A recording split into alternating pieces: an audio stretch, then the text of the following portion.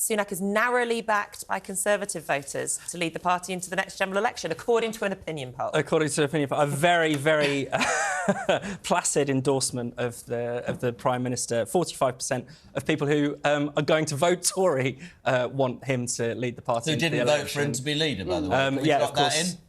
Who did vote for him to be leader? Only our MPs.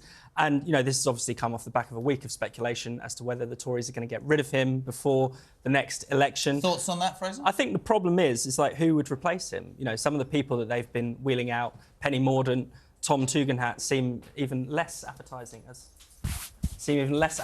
as potential leaders' options. The Tory party is in a big hole. It's an exhausted government, it's an exhausted party, it has no new ideas. Doesn't seem to be any particular wing of the party that can come to the rescue. So... I'm a bit cynical about this. I've said it repeatedly, Bex, that Sunak wanted the job.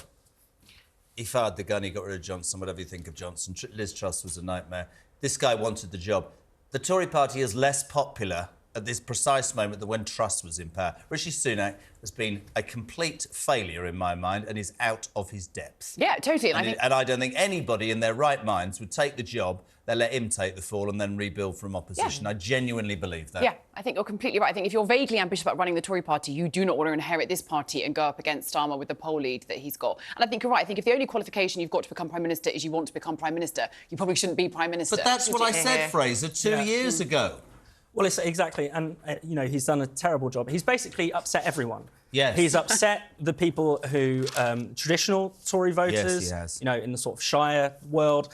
He's upset the people who came to the Tories because of Boris Johnson and Brexit. Yep. So he's alienated practically everyone. I don't know what he Victim of circumstance or out of his depth? No, out of his depth. I think, there have been many things... Look, to be fair, there have been many, huge events that would have probably knocked the stuffing out of any government. You think COVID, the war in Ukraine, the energy crisis. But their handling of it has been very poor. And again, Sunak just does not have a vision for anyone to get behind. I don't think he's actually... And it sounds terrible to say this. We were talking about this the other day. He was elected in 2015. I don't think he's experienced enough. I don't actually think he's that good. Sorry. But I can't even imagine one of the more experienced MPs doing a much better job at this point. I feel like it had been... At this point or 2 years ago?